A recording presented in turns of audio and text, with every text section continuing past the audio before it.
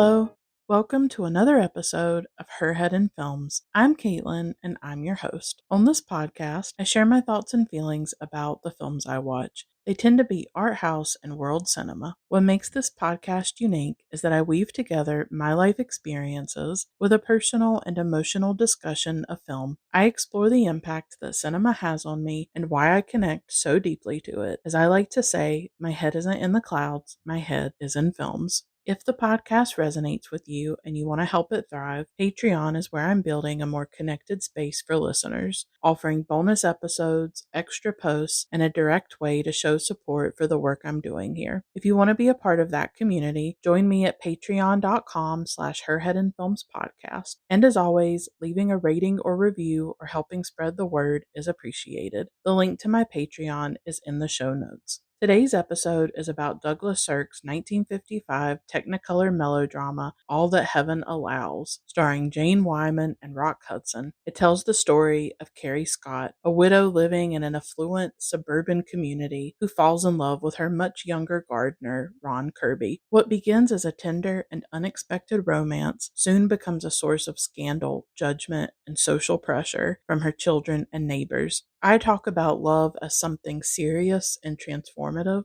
I consider how the film's themes of authenticity and nonconformity resonate today and what it means to live in a way that is true to yourself. I also explore what it means to watch this film as a woman near Cary's age and how Sirk's melodrama speaks directly to the female spectator, creating a romantic fantasy that honors female desire rather than dismissing it. There are spoilers in this episode. I love Douglas Sirk. The moment has finally come for me to talk about All That Heaven Allows and to talk about a Douglas Sirk film. It has been a long time coming. I've seen a decent amount of his filmography. I've pretty much seen all of the Technicolor films that he did. So All That Heaven Allows, Imitation of Life, Written on the Wind, Magnificent Obsession, and I've also seen a black and white film of his called Tarnished Angels. I am a major fan of Douglas Sirk's work. He was born in Germany in 1897, and he later died in Switzerland in 1987. He had a long life. He was a brilliant director. What's interesting to note is that he made massive hits. All That Heaven Allows was a big hit, Magnificent Obsession. These Technicolor films were popular films in their time, but he was dismissed by many critics at the time when he was releasing these films. It wasn't until decades later where a reappraisal happened for Sirk. What's so brilliant about his films is that they're very deceptive. They have these gorgeous Technicolor surfaces, but what he's really getting at is the rot underneath. Now that I'm talking about it, it reminds me a bit of David Lynch. I always feel like that has been a strength of David Lynch's work, particularly in something like Twin Peaks Fire Walk with Me, where David Lynch showed the surfaces of America, of what's really happening behind closed doors, what is happening underneath those surfaces, or even in something like Mulholland Drive, we look at Hollywood and it's all glitz and glamour, but there's a darkness underneath that David Lynch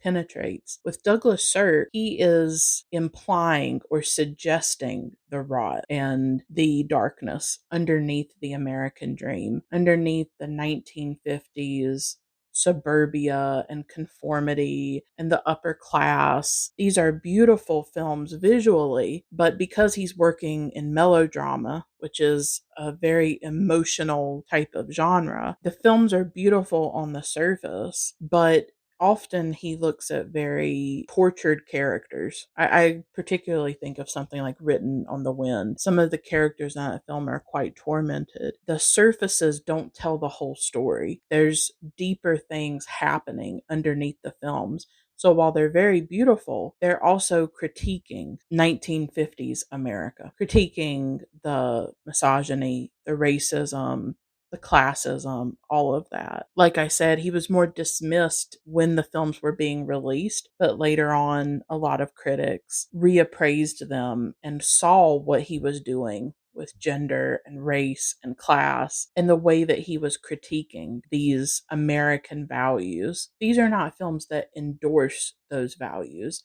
they actually show them for what they are, which is hollow and emotionally violent. I always feel like there's an emotional violence at the heart of Douglas Sirk's films. And maybe that's what melodrama taps into. It's such an emotional genre of film. It is about taking emotion to the highest register. That's probably why I love it. But his films really get at the heart of the rot in America in the 1950s. As I said, he was born in Germany. He came to the US in the late 1930s because of the Nazism that was rising in Germany at the time. And he had a lot of hits. Magnificent Obsession came before All That Heaven Allows. That's why he brought Jane Wyman and Rock Hudson together again in All That Heaven Allows. They were also a pair in Magnificent Obsession, which is a really wild and strange film. I remember it having like a really wild plot about it. Because he made films about women and they were often disparagingly referred to as women's weepies, that is part of why he was dismissed, is that critics of the time saw these films as just women's weepies. They are films for women. They are films for and about women and about women's lives, women's longings, women's desires.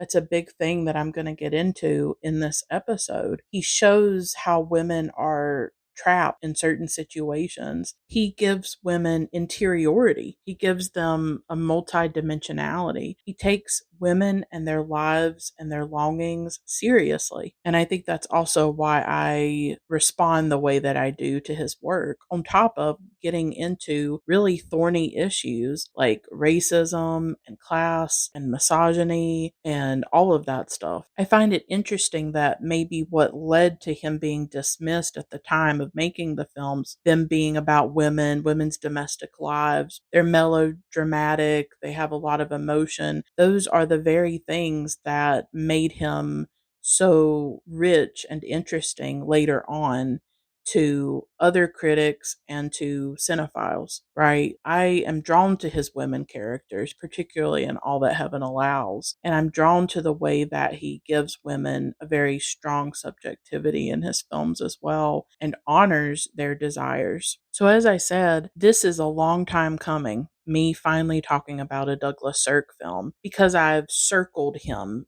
for many, many years.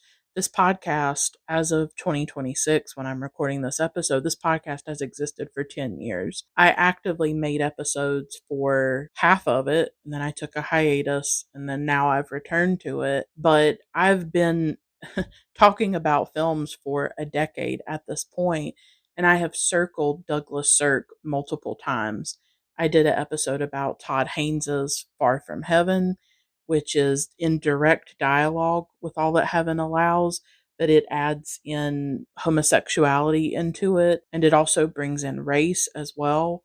Julianne Moore gives a stunning performance in that film. I recently did an episode about Fassbender's The Bitter Tears of Petra von Kant, and Fassbender was a huge fan of Douglas Sirk and was very affected by him when he came across his work. I have not covered Ollie, Fear Eats the Soul by Fassbender, but I have seen it and I admire it. So there's all kinds of ways that Sirk has been part of this podcast, but I've never dedicated an entire episode to him. So I'm happy and I'm excited to finally talk about this film. I would say that this is definitely my favorite film by Sirk personally.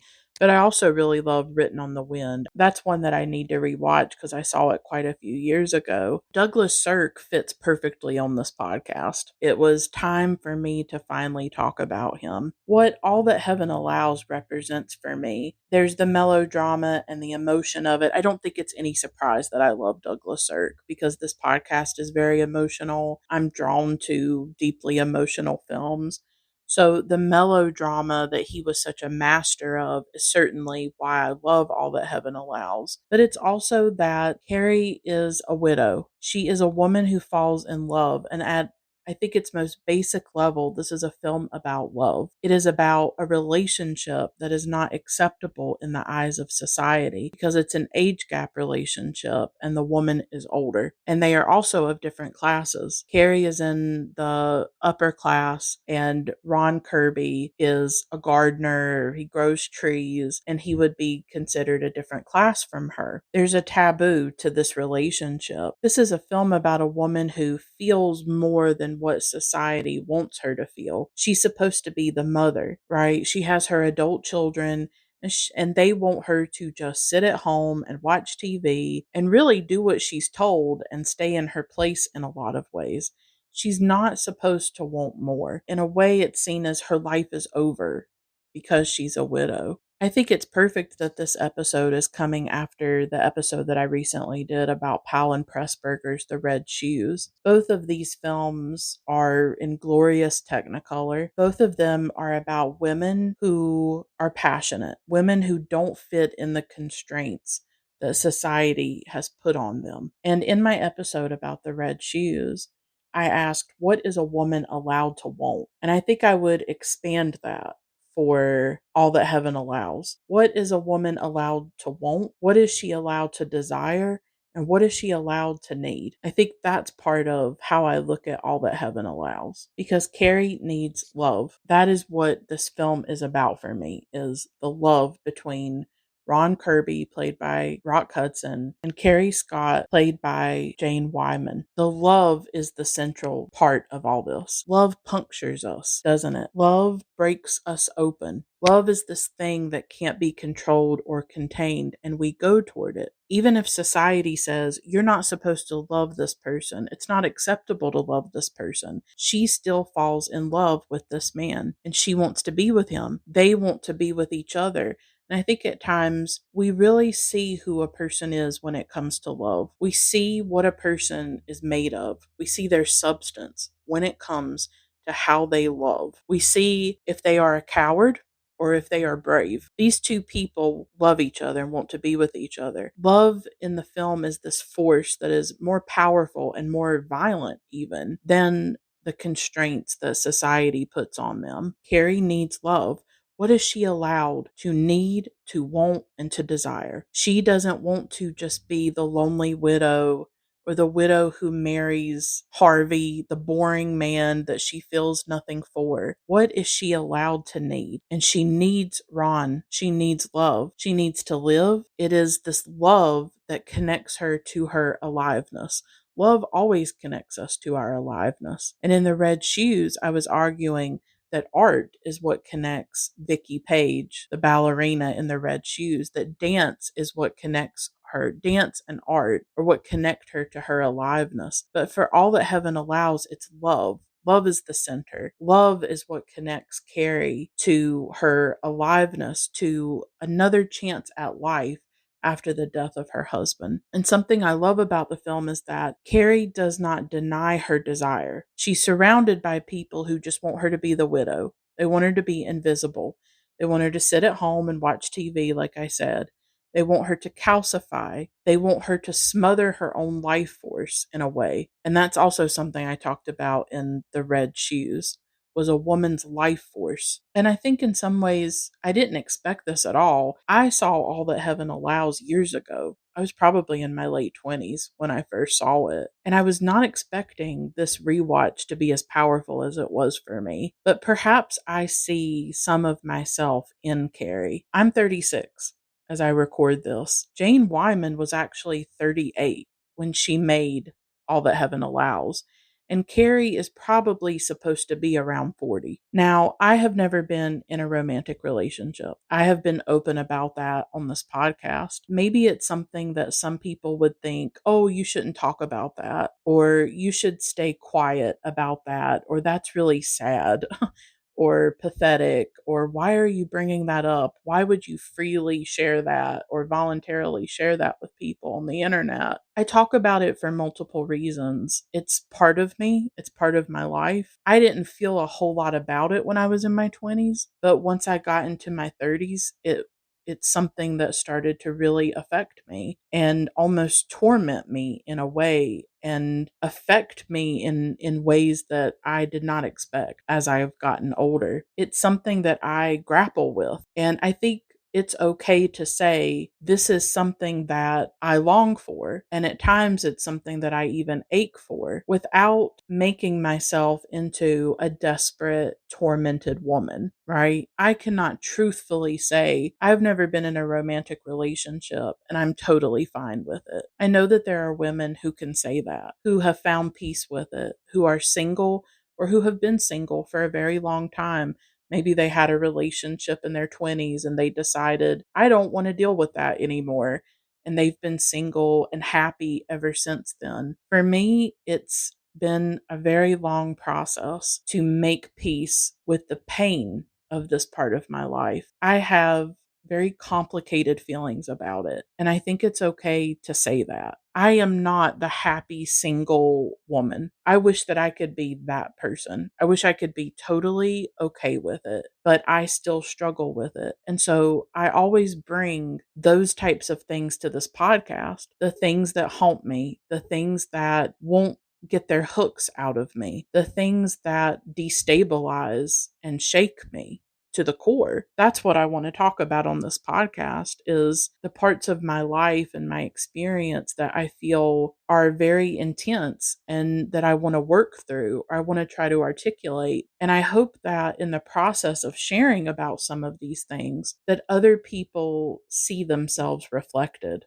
as a result, whether I'm talking about my grief or my passion for art or this part of me, the part that has never known romantic love, which is a very big part of the human experience.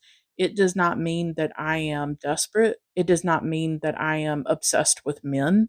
It does not make me less of a feminist.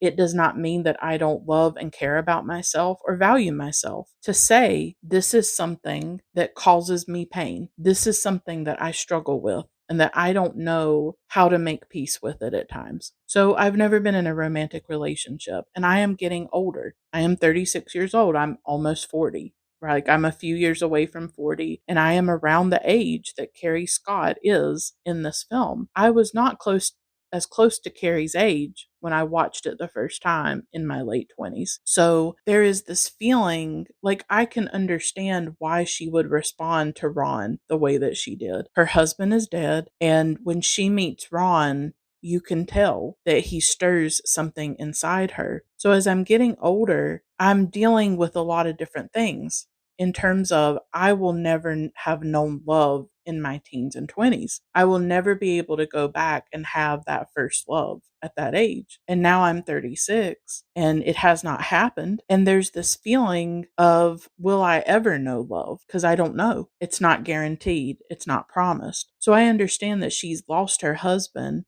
and she does not want to deny herself this desire. She doesn't want to deny herself the possibility of being with this man and having a life with him and having someone to love her who she loves in return. Because I've not known romantic love and I've lived without it my entire life. I mean, I did have parental love and I'm grateful for that. My parents loved me very deeply and I loved them. They are both gone now. My mother died about 8 months ago, a little over 8 months ago. And she was all I had left in this world. And when your parents are gone and that parental love is gone, there's an existential ache, there's an existential terror that comes into your life when your parents are gone. And I don't have siblings. I don't have a partner. I don't have like anything to anchor me in life and anchor me in the world. It's profoundly agonizing, if I'm being honest. So I had parental love and I have friends who love me, but I haven't known romantic love. I've had unrequited love and unrequited desire. I talked about that in my episode about the bitter tears of Petra von Kant. And I've talked more about this subject of being, not having romantic experience in my episode about Delbert Mann's Marty. I also talked about it at length in that episode if you're interested in more of what I've shared. So because I have not known romantic love, I think when you haven't experienced something, it becomes even more intense for you. And I also think that you can understand the value of it more. So there are men and women who have had lots of relationships by the time that they're my age. Or maybe they've had one long relationship. They've been with somebody for a decade or more from the time that they were in their 20s. So these are people who have had their feelings reciprocated multiple times or at least once and are in a relationship. To them, love may not be as novel, right? It's not as unique if you've had multiple relationships. It may not be as special and exalted and this amazing thing because they're used to it. They go on the dating apps, they have lots of access to other men and women. Love may not seem like this really rare and scarce thing for a lot of people the way that it is for me. For me, it is rare. It is elusive. It is this thing that I've not been able to experience. And so I feel like I understand its value even more precisely because I've had to find a way to live without it. I know what it's like to be alone. I understand what Cary might be feeling, what a widow might be feeling. I understand what it's like to lose somebody you love, my mother, and to be alone and to want to love someone and to want to be loved by another person. I understand that because love has been lost, that shows you the value of it even more. So when she meets Ron, he represents so much more than just a young, attractive man. Although Rock Hudson is incredibly gorgeous, isn't he? He represents for her a second life, a new beginning. That's what brings poignancy and depth to the film for me personally. It doesn't happen after a divorce. It happens after a death. She's a widow. If I met somebody and I felt that spark and they felt it for me, but say he was younger and it's taboo to society, I like to think I would still pursue it.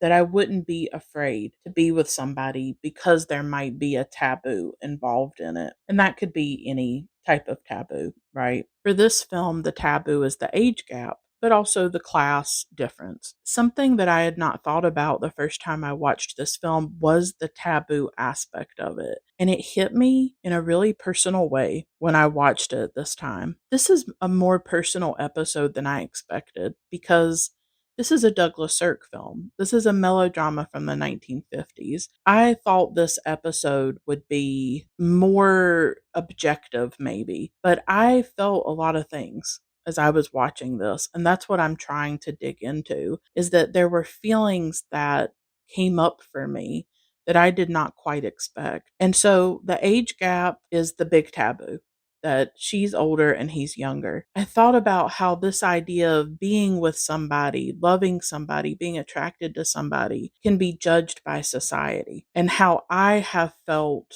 that in my own life because I don't fit the beauty standard. I've been fat my entire life. I've never been thin. I've always lived in a larger body, and I have experienced a lot of dehumanization because of my weight.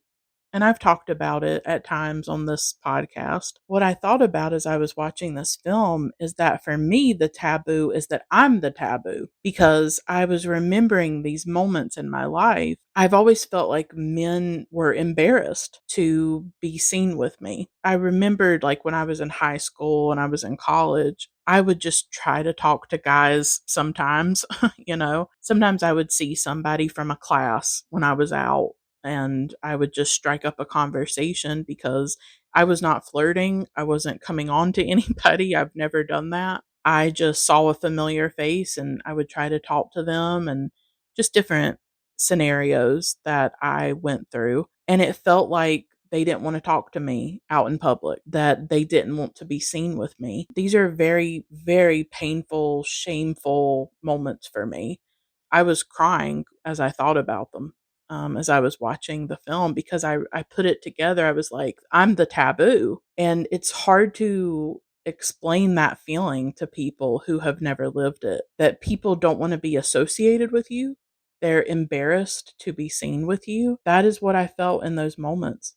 And it's still deeply painful for me all these years later at 36 years old. I carry that still inside me, that people look down on me and see me as less than because of what I weigh. what I look like, that men are ashamed to be associated with me, that they would be ashamed to be attracted to me or to talk to me and to be out in public with me. That is a really hard thing to admit and to say, but it's something that other fat women talk about, that men may date them in private or in secret and they don't want to be seen with them, that they're embarrassed of that desire for a woman who does not fit the predominant beauty standard. That is a common thing that I've heard, that men may keep their attractions to certain women.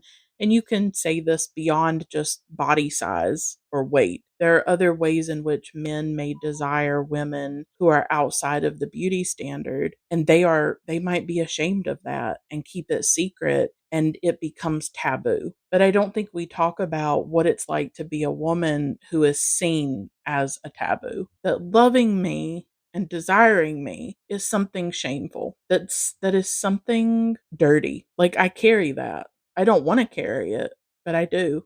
That feeling that there's something shameful about me, that dating me or loving me would be shameful. So that's a interesting part of this film, that taboo aspect of it. Back in the 1950s, it's the age gap, the older woman and the younger man, and he's supposed to be embarrassed to be seen with her, but instead he's not. That's what other people project onto them or onto him, is that he should be ashamed, right, to be with an older woman, or she should be ashamed to be with a younger man, or to be with a man who has less money than her. So I think this film taps into any kind of relationship that seems taboo. It could be age, it could be looks, it could be race, because that's what Fassbender does in Ali Fear Eats the Soul.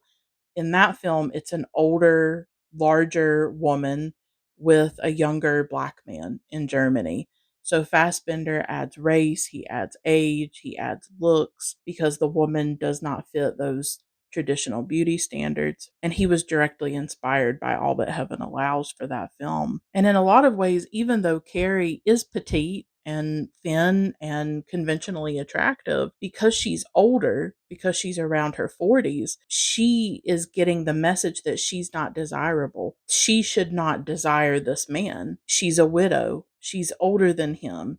She's just supposed to stay at home and watch television. She's not supposed to desire, because she's considered an older woman. Why would he want to be with her when he could be with a younger woman, a younger, prettier woman? And you can tell that Carrie in the film is very insecure at times when she sees Ron with a younger woman, like when she goes to visit his friends and sees the younger woman that he engages with, because there's that narrative that she's internalized, that we've all internalized, about desire, about who's attractive and who's not. She's internalized some of the idea that, oh, she's younger and blonde, and so of course that's what he would want instead of me. And I think she fears that at times in the film. When she sees him with the younger woman, she thinks, oh, well, he could do better. He could be with somebody his own age or closer to his age instead of being with me. Her society is telling her, you're a widow, and there are certain rules that you're supposed to abide by, and you're breaking them by wearing a red dress or dating Ron Kirby. And her children, it's not just the neighbors, it's not just the people in the community who judge her, it's her own children who can be very harsh toward her. This is also a film about mothers, about how mothers are viewed, about how we can see mothers as not fully human, as not having their own desires, their own subjectivity separate from their children. And even though her children are grown, they're in college, they are adults, they still expect her to bend to them, right? Like, they expect her to do everything, to sacrifice her happiness, to maintain her image and to please them. And that's how women are often raised, to consider everybody else's feelings, what everybody else wants. We're supposed to mold ourselves, conform ourselves to what they want us to do. But Douglas Sirk does a great job in this film of showing her kids as bratty. It's a really great way that he critiques a lot of this stuff, is that he shows how bratty and selfish her children are, to even ask that of her, right? To ask her to give up love, when they don't give up anything that they want. Kay, the daughter, her children are named Kay and Ned. The daughter ends up getting engaged at the end of the film. She doesn't give up love. Ned doesn't give up going to Paris.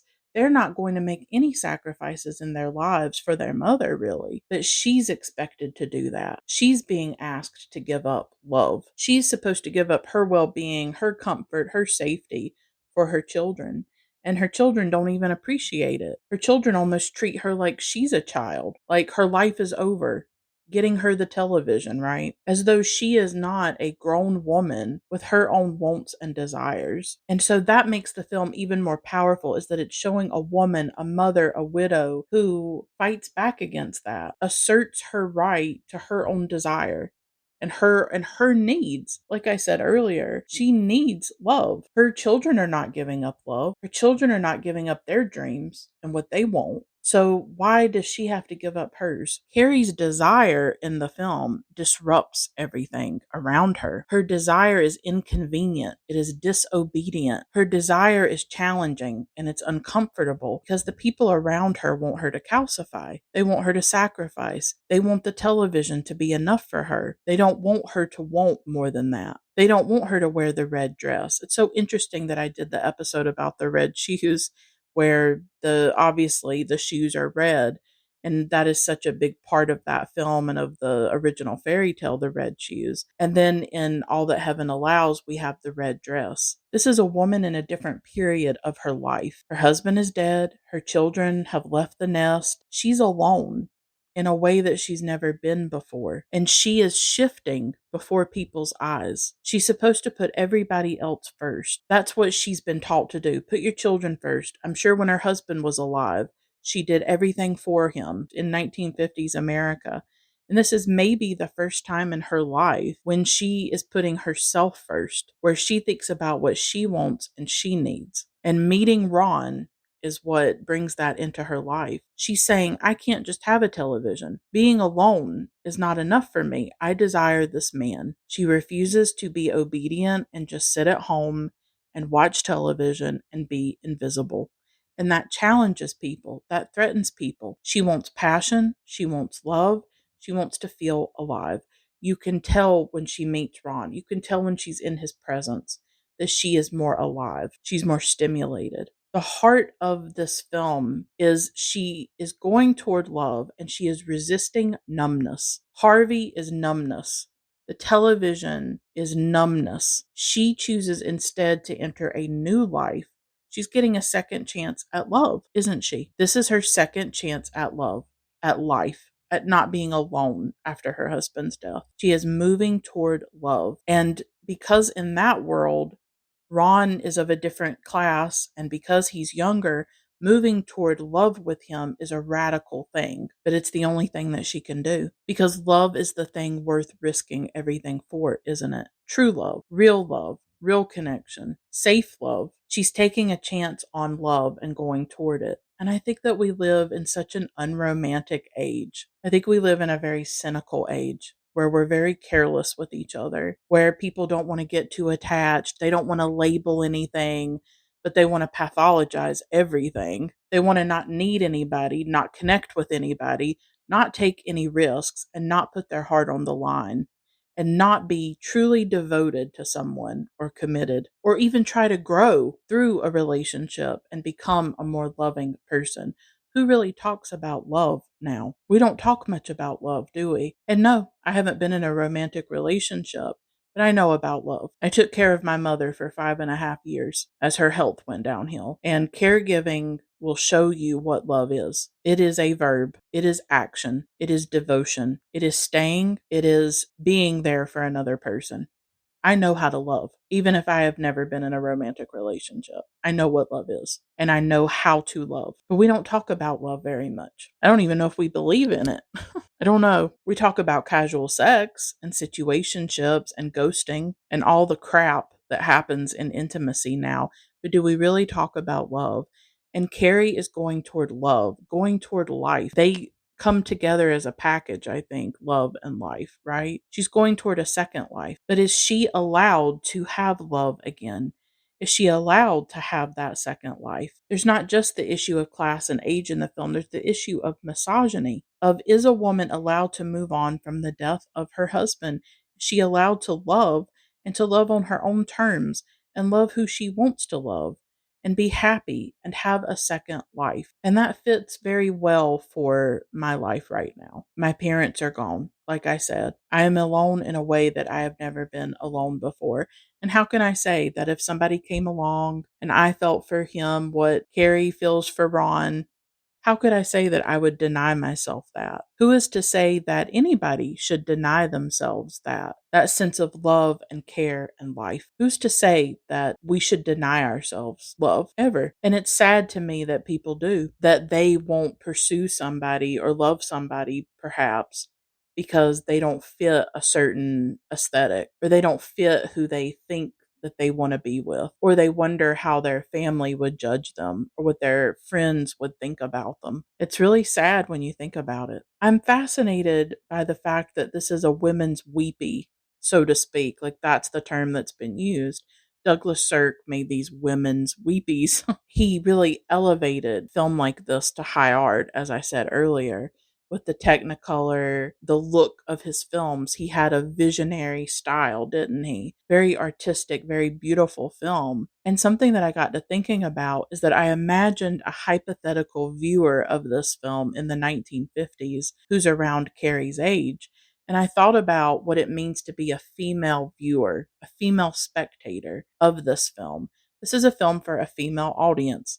As I said, that's partly why he was dismissed as a director, is that he took women's lives seriously, women's desires seriously. This film in particular gives a female audience a romantic fantasy. I approach this film as fantasy. It is a romantic fantasy that you can enter into as a woman. I'm only going to speak for myself and my experience of it. This is a film that it's not centering a woman who's 20, but a woman who's around 40 with a younger man, a hunky, attractive man. And I imagine a woman like Cary in the 1950s watching this film for the first time, how it taps into that fantasy and into female desire. Douglas Sirk's women are often trapped in surfaces and domesticity, but he gives them interiority, longing, depth. He shows what they are up against in the stifling and suffocating suburban upper class world that they have to navigate and that they are buried in and trapped in. What does it mean for a woman to watch this film? What is it saying to the female audience? That was what I was asking myself. What is it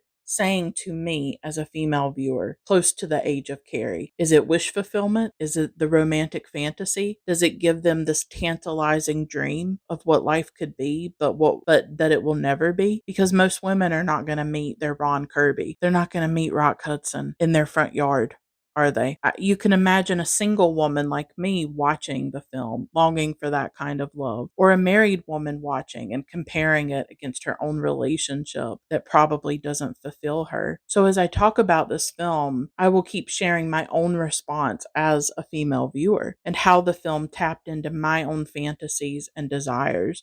And like I said, it brought up a lot of complicated things to the surface. But imagine what it must have been like to be a woman similar to Cary watching this film in the theater in the 1950s, right? It is a romantic fantasy. In a lot of ways, Ron is a portal for Cary. He is this portal into another way of life, another version of herself. She could be the woman sitting in her home, watching the TV, dating a boring man like Harvey, and that's one possible life for her. But when she meets Ron, he opens up other possibilities for who she could be and how she could live. And society wants to put her back in the box. It wants her to be a spectator instead of a participant in life. Society and her children want to put her in the house watching TV and being the good little widow, the sexless widow. They don't want her being too much or stepping outside the confines of what a 40-year-old woman should want. They don't want her to have sexual desire for a man, for a younger man at that. And maybe her desire awakens the desire inside of a female viewer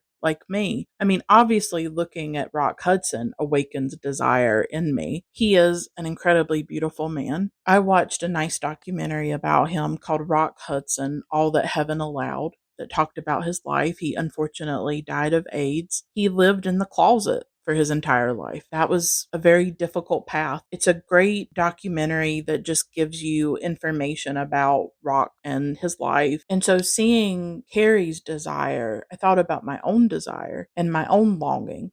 I do long for love, right? I long to connect to somebody in that way. I said that earlier. And I also said that as I get older, I feel like it does feel like you're running out of time in this weird way. Not that I want to buy into what society says about what women can have at any age, but it does feel like as you get older and you've never had a relationship, you get this sense of your options dwindling, the possibilities narrowing for your life. You ask yourself, will it happen to me? Will it not?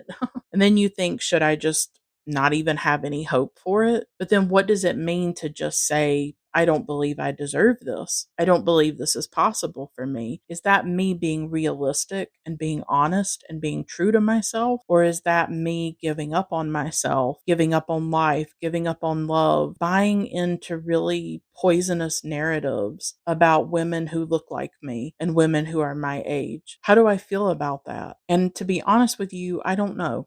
I'm conflicted. And I was also thinking about, and I'll get into this later on in my episode. This is also a film about bravery, and it's a film about not letting fear stop you from living. And I was thinking about in my life how, in some areas of my life, I think that I am brave. I really do. I took care of my mother in hospice as she died. I do this podcast and I am very vulnerable in it. I feel like I have courage when it comes to sharing my emotions, to sharing my voice. Like it's not easy. It's not easy always to share things about yourself publicly, to delve into your own pain or your own struggles. I feel like through my art, through my writing, through my voice and my speaking, I feel like I'm brave.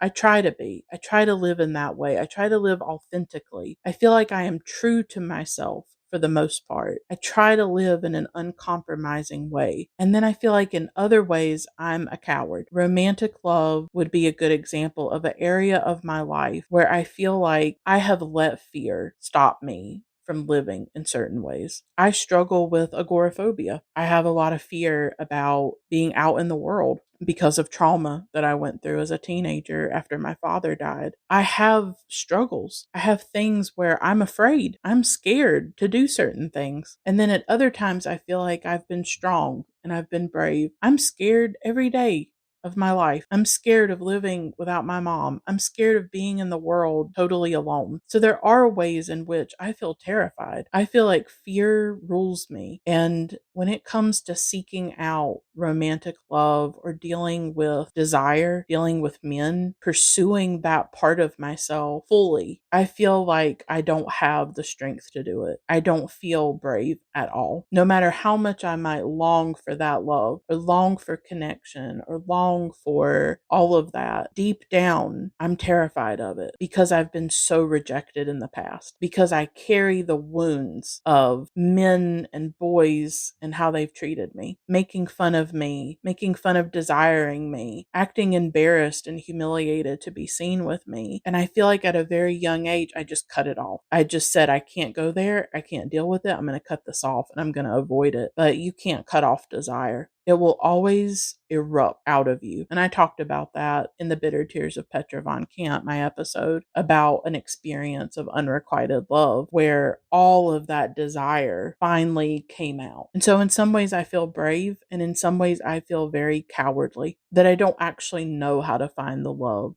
that I desire. I don't actually know how to navigate desire at all. It's a part of me that's very scary, very uncontrollable, I think. And maybe some people can relate to that. At times I wonder, am I giving up on love? Am I giving up on myself? Am I giving up on life? Because it just feels like when you give up on love, I think this is why it is so hard for women to stop dating, to give up on men, to go the route of 4B, the 4B movement, for instance, to decenter men, it can be very, very hard for women because it feels like you're giving up hope. It feels like you're giving up on love. That's hard. I feel like we have to do what's right for us, but sometimes I don't know how I feel about it. I think I do believe in love, even though I've never known it. And then I watch a film like this, and I really loved watching it for that reason, because it is about love. This is a film about a woman who does not give up on love. And when she meets Ron, she does not give up on him. She doesn't give up on that love, even when it's judged. And she refuses to give up on life at all. I think about when she wears the red dress. Everybody judges her, and I admire her wearing that red dress. To me, wearing that red dress was like a declaration of her own desire, of like, you're not going to wall me up. You're not going to put me in an early grave. You're not going to make me completely invisible. She is not someone who's going to give up on life. And I find that really inspiring. I know it seems small or something, or you wouldn't think that it would resonate with me in this way, but this is a woman who is not giving up on life. She's not. And that red dress is scandalous. There are comments made about it that she wants attention. It's seen as not appropriate. And that was something that hit me while I was watching. So much of this film is about what's considered appropriate for your age, because this is something that happens to women as we get older. We are told that's not appropriate, from how we wear our hair to the clothes that we wear to who we date. It's not appropriate for a woman of your age to be doing X, Y, or Z. You're a widow, or you're a woman of a certain age. You're not supposed to dye your hair a wild color. You're supposed to wear boring clothes. We slot certain women into certain places as they get older, and we tell them what is appropriate. And it's certainly not appropriate to date a younger man, but that is what she wants. And she has two choices, right? She has Harvey.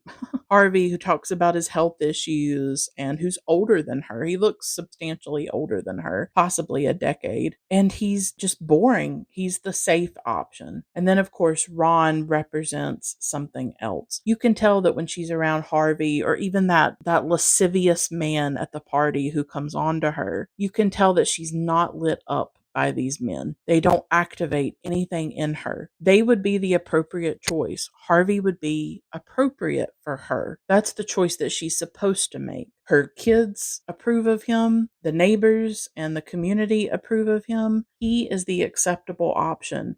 But she is not passionate about him. She's not stimulated by him, and she's certainly not in love with him. Jane Wyman gives a spectacular performance in this film. Every subtlety is conveyed through her eyes, and you can just tell when she looks at Harvey. There's like almost a deadness in her eyes, whereas when she looks at Ron, they just sparkle, don't they? And she's so focused on him. I love it. I love the way they look at each other. This is a really great example for me. Like I said, there's the romantic fantasy aspect of this film. I love the way that it shows desire, and everybody is fully clothed.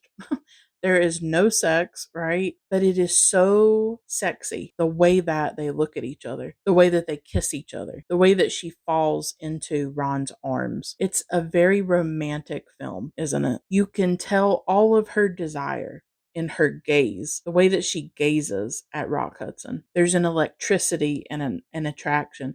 He stirs something in her immediately. When he carries those dishes and pulls out that chair, it's over. Like, she is locked in. She is in love with him almost instantly. Being with Harvey would be her settling. And that's often what women are told, particularly women of a certain age. That's what we're told we should do. But even for me personally, what I look like would be a reason why people would expect me to settle for anybody, to just take whoever comes along and who might want me. And I talked about this a little bit in my episode about the red shoes, but there's been this expectation put on me that I should not want more in life, that I should be okay with the scraps and the crumbs that come my way. I shouldn't want more. I shouldn't have any desires. That's something I struggle with as well, being in a larger body, that you're not supposed to desire at all. You're not supposed to have crushes. You're not supposed to feel anything for men. You are supposed to be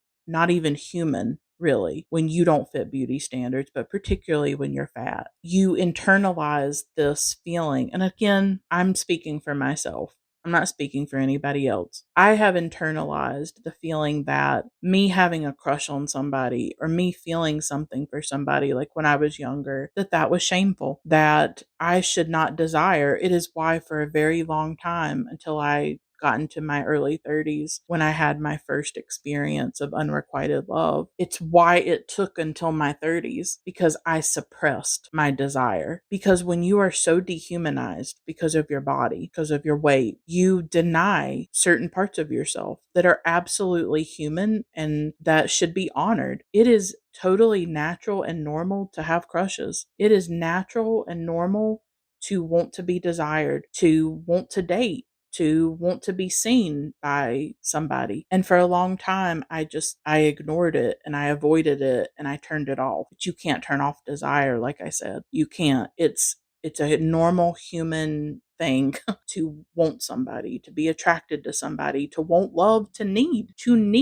love, to need touch, to need connection. And when you try to cut that off, or when it is denied to you because of what you look like, possibly, or for whatever reason, there are dire consequences to that. But I would probably be seen as somebody who should settle, whereas other women might have multiple options and get to be with a man who they feel compatible with, they have things in common with, and have choices in the matter. I would probably be told, well, the first man who gives you attention or the first man who shows interest in you, you should just settle for that. No, I will not. I will not ever settle for anybody who I don't love and who I don't want to be with. I don't care what I look like. And Cary is not going to settle either. She has the right to be with the man who she loves and who she wants to be with. She is going toward the man who makes her feel alive, who makes her feel passionate. Yeah, she could settle for Harvey. She refuses to do so. So this film is also about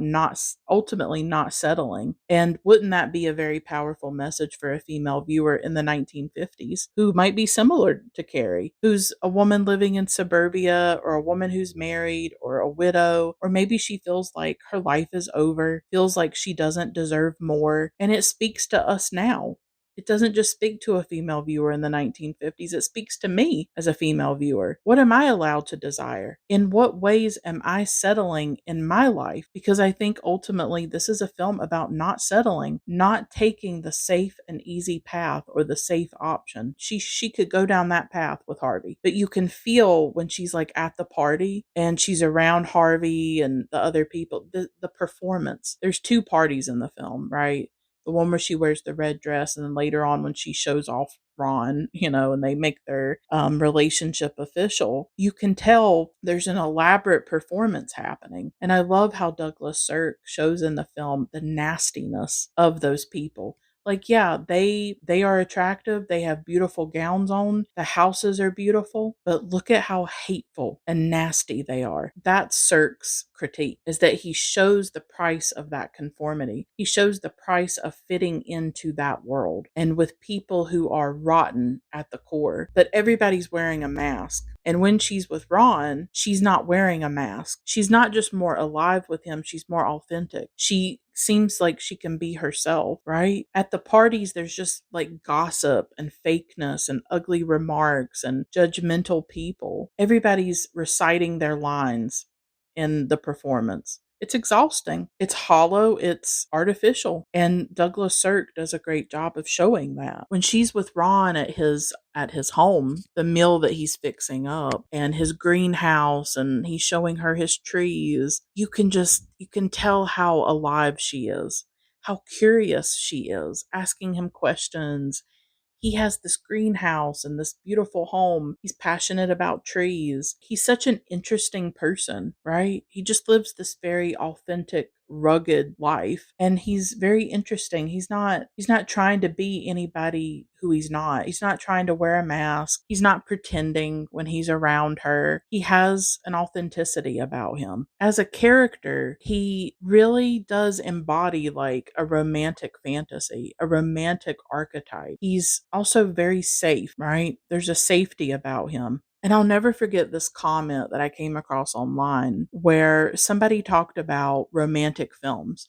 Because obviously I've always struggled with watching romantic films because it's not something I've experienced. And so it causes me pain. I feel more pain watching a romance film than probably any other genre. I can watch a bleak film. I can watch a film about grief and trauma. I can handle those films. I cannot handle a romantic film. It causes me so much pain. But I came across this comment that helped me reframe it. And in the comment, someone said that they see romantic films, romantic comedies as almost a genre of fantasy, that she approached those films as fantasy films. And in them, women are cherished and loved and cared about. They are films in which women are not being harmed or abused or traumatized. So it's a fantasy. And that has helped me watch romantic films where I feel like instead of comparing my life to it, instead of me thinking about, oh, I've never gotten to have this, that it's a fantasy. And even the men in the films are fantasies, because the chance of meeting somebody like Ron Kirby in this day and age is very rare. I don't know if a Ron Kirby exists right now.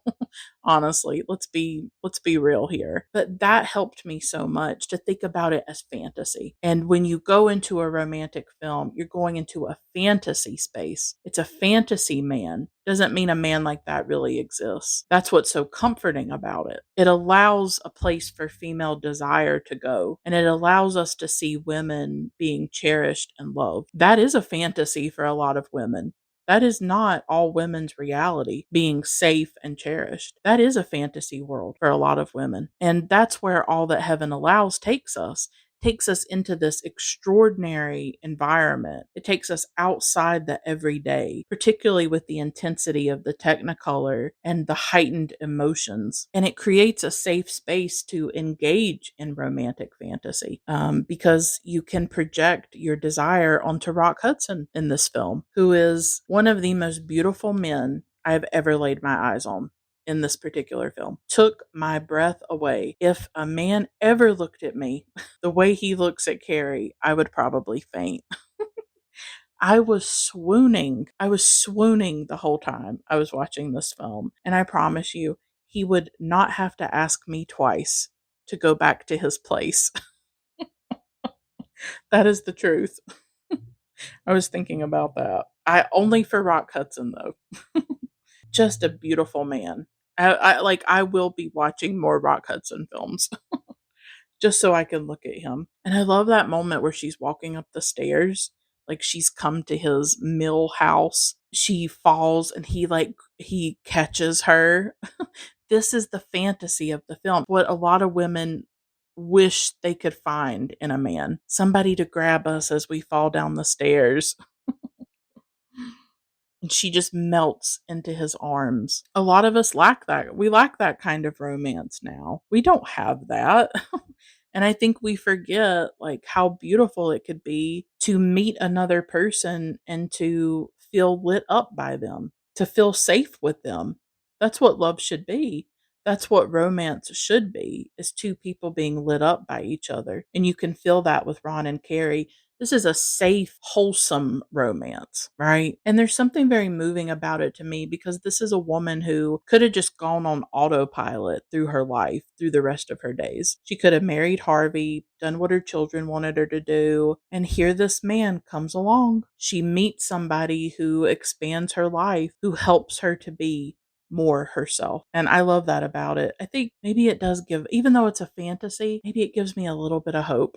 And there's this wonderful scene where she goes to meet his friends, and it's night and day from those other parties. And she reads this passage from Walden by Henry David Thoreau. And I think for Douglas Sirk, I think he said like in an interview that this was the heart of the film for him, was Walden and Thoreau. That passage that she reads about most men lead lives of quiet desperation. And then talking about hearing a different drummer dancing to your own music. And that's what she's being asked to do over the course of the film. Are you going to conform?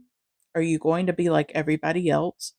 Are you going to marry Harvey and do what people expect you to do as a widow and lead this traditional suburban life? Or are you going to go down a different path and choose something else? Something that is being held out to her. It's right there for the taking, but are you brave enough to take it? It won't be easy necessarily to take that path. It will challenge her, but it will actually make her feel alive. She will actually be living, not just sitting in front of the television, being a spectator or a voyeur of other people's lives. And like I said, Ron is like this portal to a different life that she did not even expect. He's like this beautiful whirlwind that just comes into her life and he's there. It's like one day he's not there and then one day he is. This is what fascinates me about films like this, about romantic love.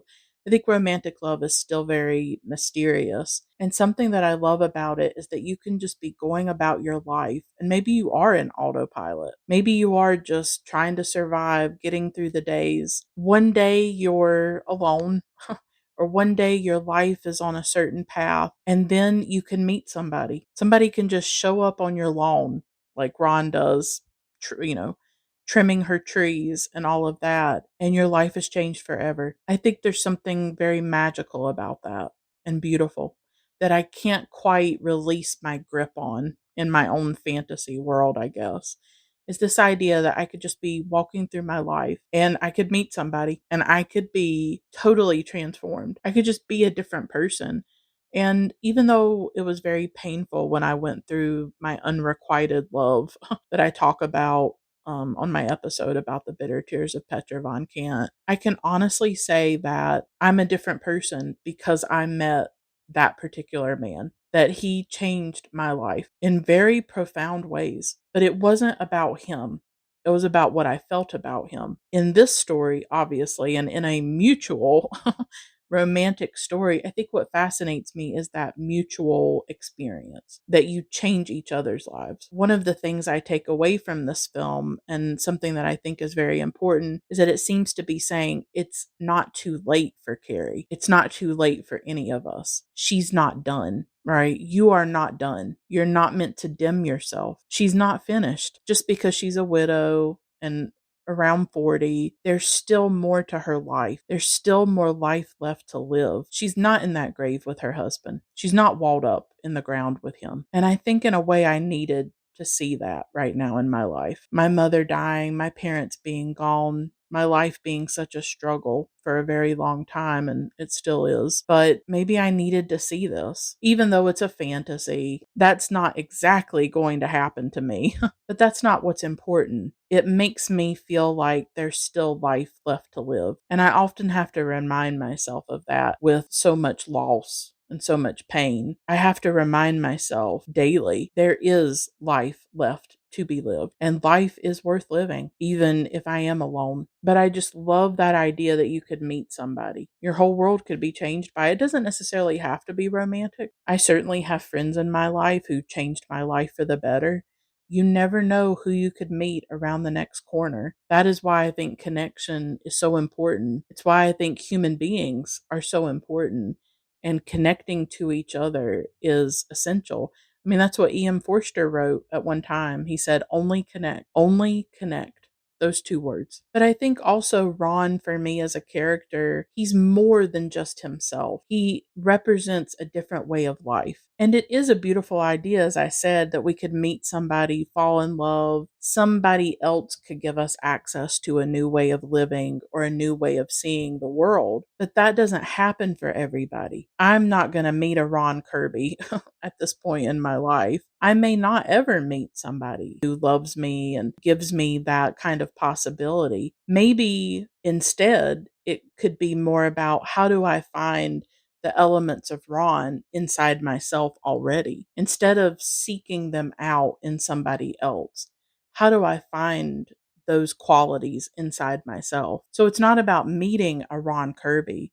It's about how do I live my own values, because that's what Ron does and that's what he represents, is living your values, living authentically. So how can I do that? That's also what he made me think about, is like, how do I live my values? How do I actually start living? How do I access the bravery and the courage to truly live despite everything that I have lost? And that is what Cary does in the end, is that she finds her own courage to go against her community, to go against society's dictates, and she chooses the life she truly wants. She chooses the man who she truly wants. And on this rewatch, I thought I would really connect with Cary, and I did. I've talked about Cary in this episode, but I also found myself drawn to Ron. As I said, I think he represents a different path in life, a different way of life. He's magnetic. I was really fascinated by how attractive I found him. And I found myself kind of thinking more about that. And I think that at times we're attracted to certain people, and that can say something about us. Like, what qualities are we drawn to in other people? And it might indicate things that we want or a certain way that we want to live. And I found myself really admiring Ron and his nonconformity, his passion for life, his passion for nature. And I've been thinking more about like what he radiates. And like I said, trying not to attach those qualities to a specific person, but instead thinking about how I can cultivate those things that I like about him, how I can cultivate those things in myself and in my own life. And I also wanted to linger a moment on Ron in terms of how he as a character, a male character, really taps into certain fantasies that I think I and other women have. There's a safety about him. This was a big thing that happened for me as I was watching the film, is that I thought about this character. I thought about what he activated inside me. Like I told you, I usually don't even watch romantic films. I tend to stay away from them. But since I watched this, it inspired me to think more about him as a character. He's very safe. He's very caring. He looks after her. And the truth is, like, men do not treat me kindly. And I think a lot of women can relate to this. Men are not kind to me. I haven't even had the best experiences with male friends, if I'm just going to be honest with you. Like, it is very difficult for me to find men who are caring toward me. And I certainly didn't have it with male family members like my grandfather or my uncles. So I don't associate men with like kindness and care, if I'm being completely honest. I associate them with more painful and negative feelings. The only loving relationship I had with a man was my father, but I have not been able to find that kind of love and support outside of him. My father unconditionally loved me and was very caring toward me. That is why his death was so devastating when I was a teenager. And so for me, it was interesting to sit and reflect on Ron as a character and how I responded to him as a female spectator. Because I haven't had romantic experience, and I haven't been able to explore my desires or my attraction, I haven't even been able to think about who I would be attracted to, what qualities I'm looking for, what type I might have, like what's my type? I didn't get to explore that in my youth. I haven't had a bunch of men to talk to and get to know and explore with. And so I think also a film like All That Heaven Allows, because it gives us this fantasy man, I think it's interesting how it can be a safe space to explore your desire for men without the danger of it, right? Or you just get to have this fantasy dream man of Ron Kirby. In your fantasy, here is a man who is protective and sweet and kind and caring. And for a lot of women, that's not the reality, is it? So I never got to even explore what I'm attracted to. And so sometimes when I watch men in movies, I mean, I know this sounds really crazy or weird. Sometimes when I watch men in movies, I think about, oh, maybe I would want somebody like that, you know? Because I haven't even been able to think about, well, what is my type? What am I attracted to? So Rock Hudson, yes, he's physically gorgeous. I'm not going to deny that. But he also is passionate and kind and rugged and down to earth. And he reads Thoreau. I like Thoreau. And it just makes me think about maybe this is a man I would be drawn to or attracted to. And so I think it taps into something for a female viewer like me. It's a fantasy. It's a fantasy of being cared for. The fantasy of a man being safe and doting on you and you swooning into his arms. right? And him looking at you like you're the only woman in the world. There's just something comforting about him as a character, I think. And it reminded me, like, when I used to watch romantic stuff as a little girl, I would just dream about love or fantasize about it. And maybe this is something that I realized as I was watching the film. Maybe men are still in the fantasy realm for me, and maybe I want to keep them there. Honestly, maybe I want to hold on to that safe dream and not ever have reality destroy it. That's why I say I don't actually know if I want to ever pursue it. That's still something that I have not decided for myself. If I would ever even step into the romantic realm, if I will keep it off limits for myself, and it's not something I would ever pursue. Because part of me, I think, wants to hold on to the fantasy and doesn't really want it to be shattered by the reality of an adult man who most likely is not going to be a Ron Kirby.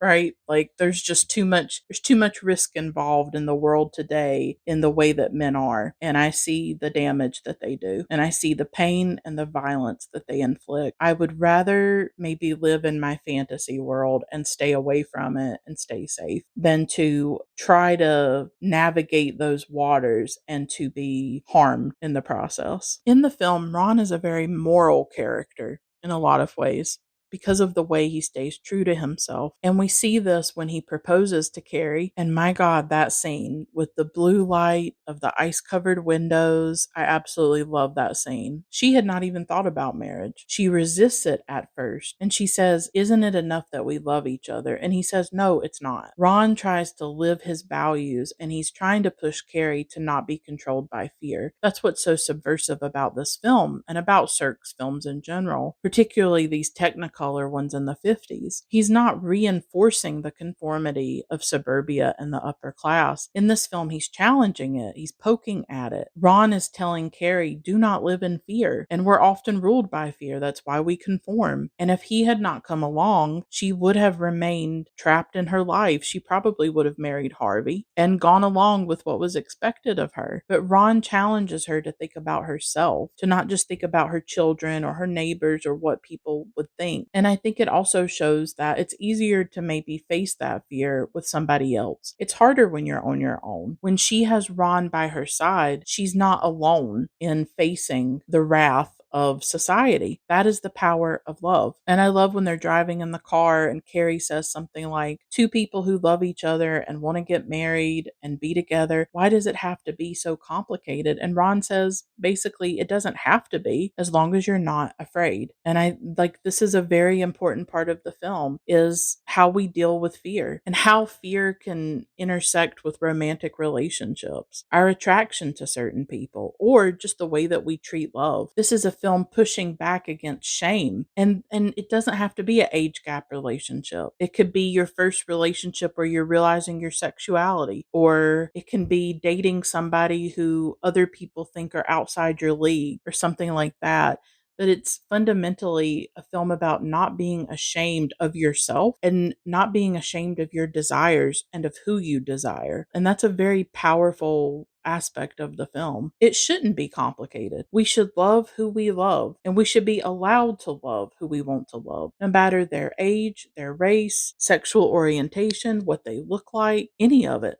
None of it should matter. But society puts these limits on us. That is what is so devastating about Douglas Sirk's films, is that it's about how these prejudices and this discrimination and the cages that people are put in by society, how devastating and shattering they are when you have to live inside of it and you can't get out of that prison. And it was particularly hard to get out of that prison in the 1950s. But maybe all of us are living in certain prisons. Maybe I'm living in a prison about my own shame, right? My own insecurities, my own deep, deep fear that I am fundamentally unlovable and not worth being with, that I don't deserve love or that I will not find love. But maybe it's not just a fear that I won't find it. Maybe there's a fear in me that I am not worthy of it, that I still think about all of the rejection and the scars and the wounds that were left in me about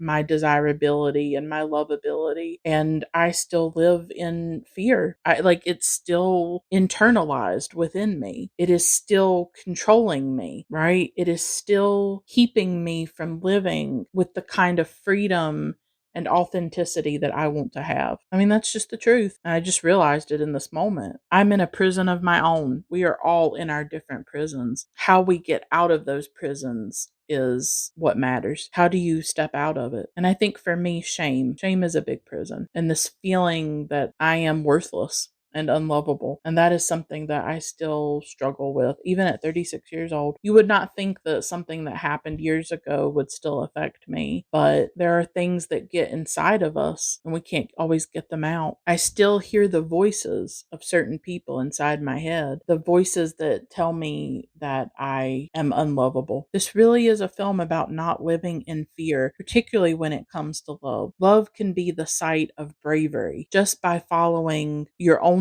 desires, following what you love, loving who you want, being with who you want to be with. That can be very radical and brave depending on what society you're in and depending on if you're breaking a certain taboo or something like that. Love can be a site of bravery. And this film is not just a romantic fantasy. It's also about how love is worth holding on to and fighting for and standing up for. I don't know if we get films like that nowadays. It would be easier for Cary to just let him go, to just give up. She has all this pressure on her from her children, from the community, but she defends that love. And yeah, the 50s were a different time. It's not as pronounced now.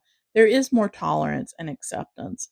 But there can be discrimination. It still happens in different ways. But this is a film about fighting for love, defending what you have, not letting other people determine the worth of your relationship, and not letting other people diminish it. Love is worth fighting for. And I think that's a particularly powerful message right now in the modern age when people feel replaceable, where people just swipe through each other and discard each other at the drop of a hat like it's nothing. And people seem to so rarely stay and invest in another person, and they don't want to make any sacrifices to have love. I don't know if we have those great love stories anymore. It seems a bit quaint.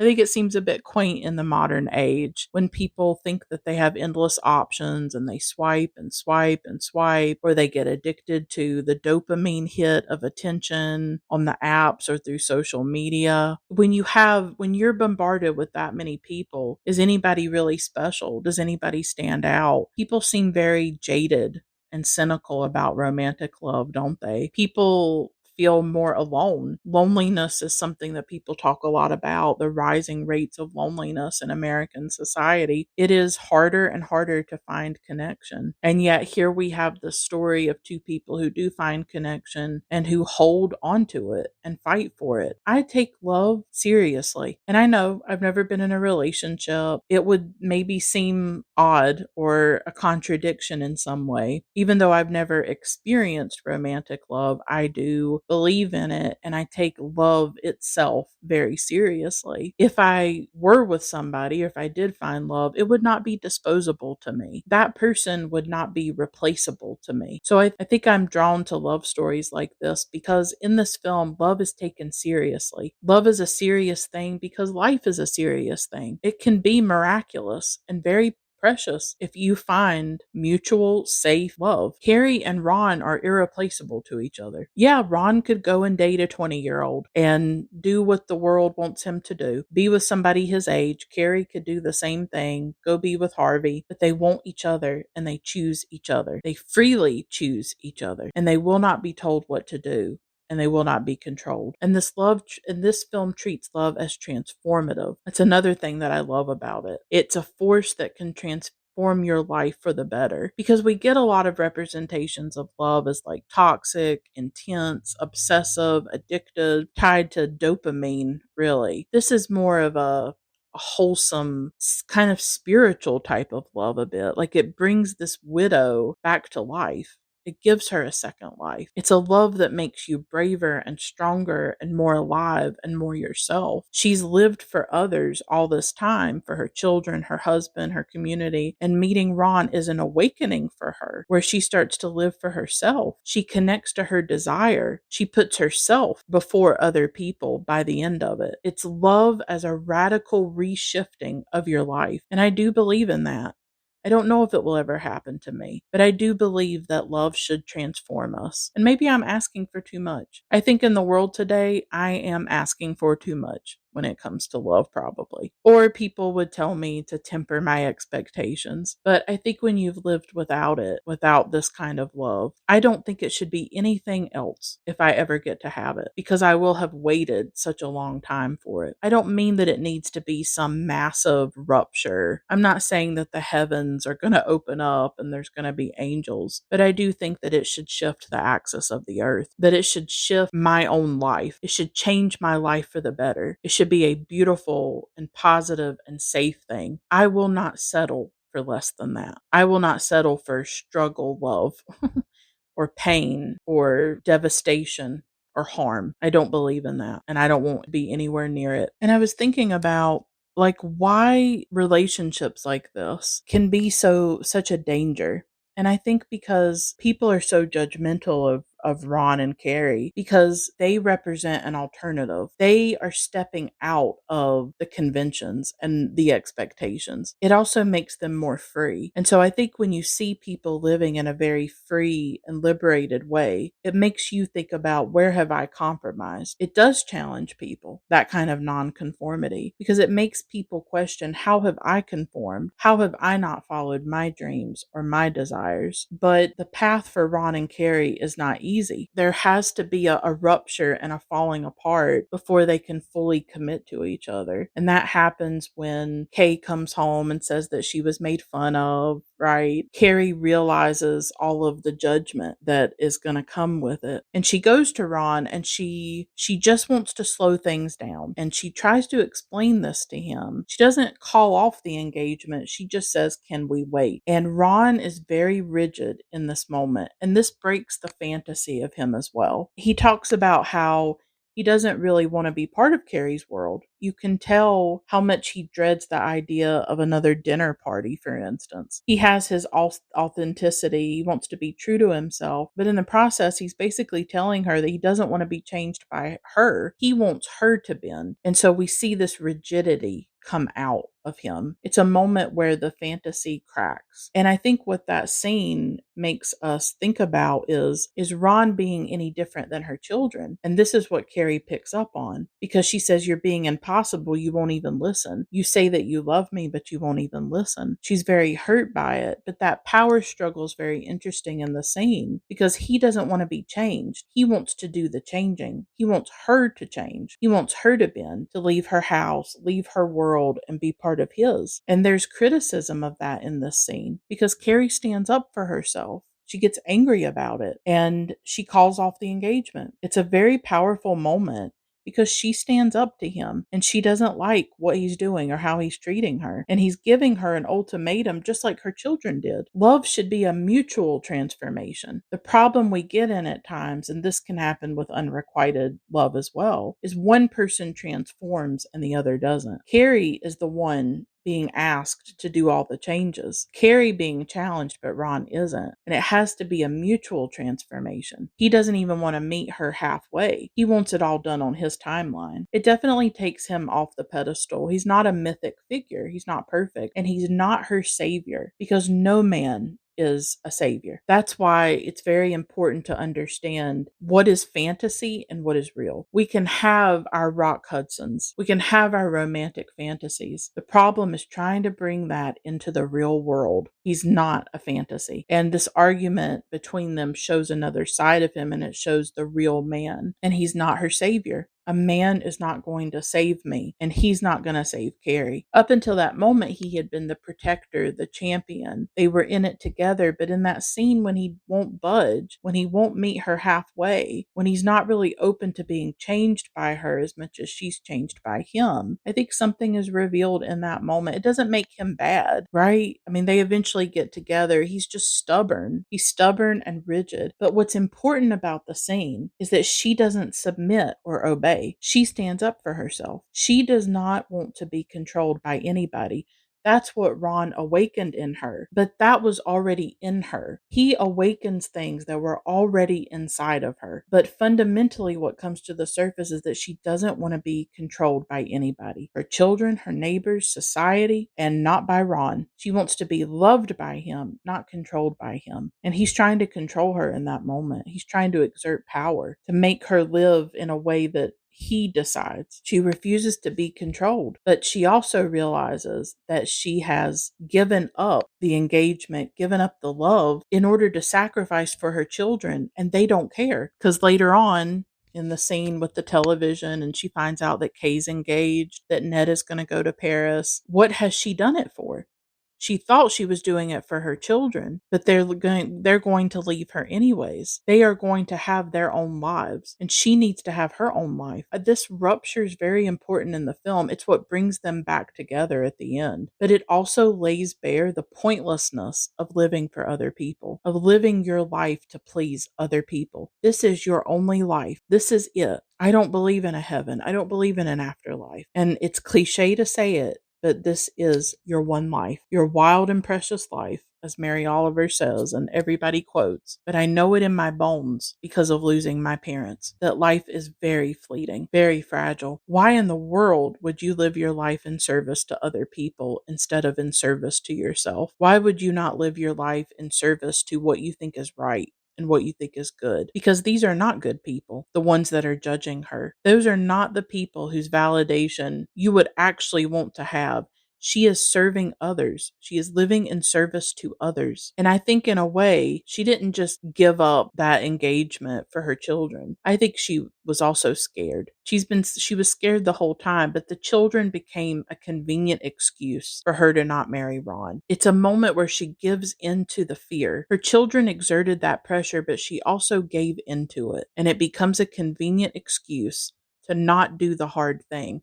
Because when you have to do the hard thing, you will find any excuse not to do it. My children need me. People are going to judge me. It lets her off the hook, and she gives in to that fear, and it's very human, but also devastating. And I think it makes us ask ourselves, when have we given in to fear? When have we dimmed ourselves? When have I let my fear limit my life? Because we all deal with this. We've all heard those voices and listened to them. And she goes to the doctor later on because of her headaches, and the doctor implores her to go marry Ron. And he says, you were ready for a love affair, but not for love. And I think it picks up on what I feel is that the children were the excuse to walk away from something that frightened her. This was not love that would have been easy. It was love that would have asked something of her, and it frightened her. And maybe the love that asks the most of us is the most frightening love. It's the love that asked something of her, asked her to step outside of society's expectations, to go against the mainstream. And we all like to think that we wouldn't go along, that we would fight for Ron, that we wouldn't give into that fear. But I don't know if that's always the truth. I think all of us